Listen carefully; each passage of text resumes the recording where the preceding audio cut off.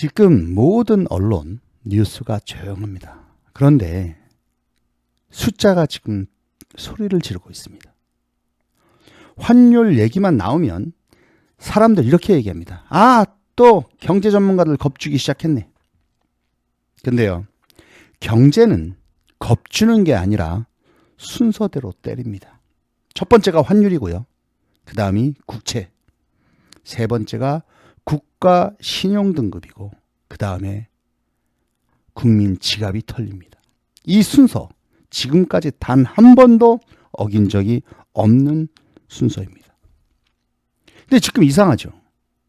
환율이 흔들리고 있는데 국채 금리가 흔들리고 있는데 국가 재정 얘기도 슬슬 흘리고 있습니다. 그런데 조용합니다. 언론도 침묵하고 있고 정치도 침묵하고 있습니다. 여기서 제가 하나 이야기를 드리고 시작을 하려고 합니다. 정치가 제일 먼저 조용해질 때 국민 지갑이 제일 먼저 맞는다. 이거 처음 들으시는 얘기 아닐 겁니다. 환율이 뭐냐? 쉽게 말하면 대한민국이 세계에서 신용으로 빌려 쓰는 가격표입니다. 환율이 올라간다? 너희 나라 위험한데? 그런 신호를 주는 것이죠. 근데 뉴스에서는 이렇게 나옵니다. 수출 기업엔 오히려 호재입니다. 어떻게 호재라는 이야기를 할 수 있습니까? 이 소리 항상 위기 직전에 나옵니다. 수출 기업에는 호재. 환율이 진짜 무서운 이유는요, 이겁니다. 우리나라 같이 원부자재를 전부 외국에 의존하는 국가의 가장 큰 문제, 수입 물가가 즉시 상승합니다. 여러분, 요즘에 자동차 기름 넣으실 때 기름값이 요동치는 걸 느끼실 겁니다. 에너지, 원자재, 식량 가격이 상승을 하고요. 가장 서민부터 경제가 체감됩니다. 대기업은 환율 해지로 그냥 그나마 버틸 수가 있습니다. 국민만, 서민만 생으로 들겨 맞는 겁니다. 그리고 이 환율이 오래 유지된다? 그 다음엔 국채 금리가 오릅니다. 국채가 무엇입니까, 여러분?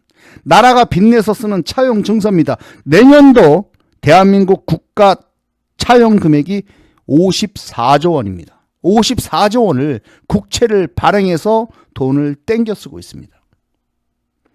근데 국채 금리가 오른다.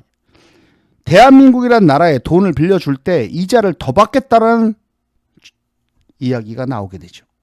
이건 뭐냐? 신용 하락의 전조입니다. 외국 자본은 절대로 애국심으로 투자하지 않습니다. 위험해 보이면 단 1초도 망설이지 않고 빠져나가게 되어 있습니다. 그리고 중요한 포인트, 외국 자본은요, 항상 대한민국 국민보다 먼저 빠져나갑니다. 위기 정보는 대한민국 국민이 가장 늦게 알고요. 대한민국 국민보다 외국 자본이 가장 먼저 그 정보를 입수하게 되기 때문입니다. 그래서 위기 때마다 이런 장면이 계속 반복됩니다. 환율 급등, 국채금리 급등, 외국인 매도 폭탄, 정치권 지금은 안정적이다. 안정적이다. 그런 멘트가 시작되죠.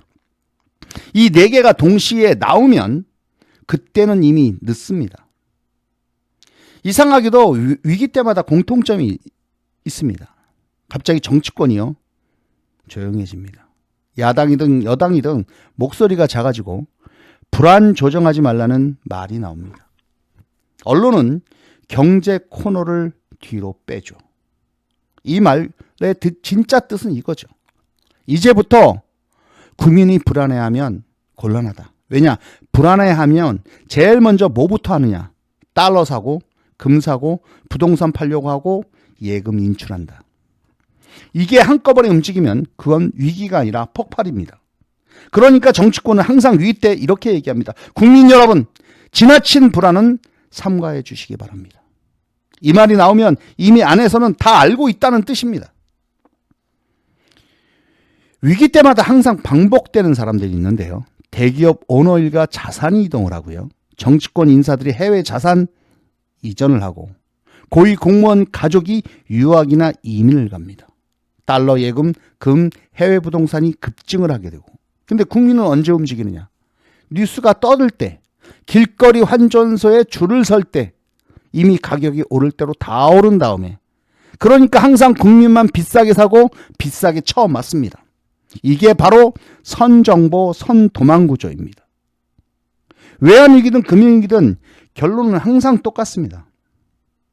정치권의 판단 실수, 재정 남발, 포퓰리즘, 빚내서 성장, 숫자 왜곡하고 현실 은폐하고, 그리고 마지막에 남는 말이 국민 여러분 고통을 분담합시다. 항상 이 말은 정치가 아니라 국민에게만 향합니다. 오늘 방송의 핵심 전제 요약이 이겁니다. 지금 이 나라가 경제 위기냐 아니냐를 판단하는 기준은 간단합니다. 여러분, 환율을 보십시오. 왜 맨날 국민에게만 고통을 분담하자고 합니까? 우리가 무엇을 했기 때문에?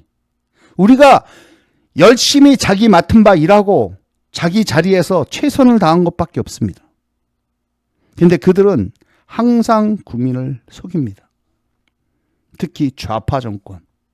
여러분, 세상 사시면서 우파 정권일 때 이렇게 힘든 적 겪어보셨습니까? 김영삼 정권이 여러분은 우파라고 생각하십니까? 좌파 정권일 때 환율 폭등, 국채 금리 상승, 이러한 것들을 겪었습니다. 김대중이가 IMF를 종식시켰다고요? 그 고통은 누가 겪었습니까? 여러분들이 자녀들의 금팔찌, 금가락지, 은수저, 금수저 갖다 팔아서, 나라의 국부를 팔아서 그 빚을 갚았습니다. 항상 그들은 이야기합니다. 고통분담. 그걸 왜 너희들은 고통분담을 하지 않고 물고 빨고 즐기다가 나중에 고통스러운 문제가 생길 땐 그때 가서 국민을 찾냔 말입니다. 항상 좌파가 그랬습니다. 여러분, 우파 정권일 때 박정희, 전두환, 박근혜, 이명박 정권일 때 여러분들 이런 상황 겪어보셨습니까? 코스피 지수는 4천을 넘어서 난리치고 있는데 환율은 1,500원을 향해 가고 물가는 상승하고 있습니다. 그런데 언론은 침묵하고 있고요. 정치권도 말 한마디 안 하고 있습니다. 우리나라 관세 협상은 언제 완료가 됩니까? 도대체 그놈의 관세 협상 언제 완료되냐 이 말입니다. 계속 친중 정치과 종교 탄압, 그리고 야당 탄압을 통해서 경고받고 주의를 받고 있는데도 불구하고 이 정부는 끝간데 없이 국민을 속이고 있습니다. 지금 대한민국이 환율, 국채, 정치 침묵과 국민 불안을 통제하는 통계 조작을 통해서 국민을 속이고 있습니다. 이건 경제 위기가 경고 단계가 아니라 진입 단계에 들어섰다는 증거입니다. 여러분이 고개를 잠깐 돌려서 주위를 살펴보십시오. 환율이 지금 어떻게 요동을 치고 있으며 우리나라 국채 금리가 몇 프로이고 정치권, 언론 어디에서라도 환율과 경제 걱정을 하는 자가 있는지, 그리고 이재명은 부동산 정책을 포기하다시피 했습니다. 지들이 먼저 싼 똥을 뭉개고 앉아 있습니다. 망한다고 단정하려는 방송이 아닙니다. 그러나 분명한 건 하나입니다. 외환위기는 항상 괜찮다는 말이 제일 많을 때 터졌습니다. 그리고 그때마다 망한 쪽은 언제나 서민 대한민국 국민이었습니다. 지금 이 숫자들 그냥 숫자로 보지 마십시오. 이건 경고등이 깜빡깜빡 되고 있는 겁니다. 여러분, 지금 이재명 정부가 여러 가지로 국민을 속이고 언론이 침묵하고 일부 쓰레기 같은 법조인들이 그들에게 동조하고 있습니다. 한마디로 정신병원에 입원해야 될 자들이 대한민국을 통치하고 있는 겁니다.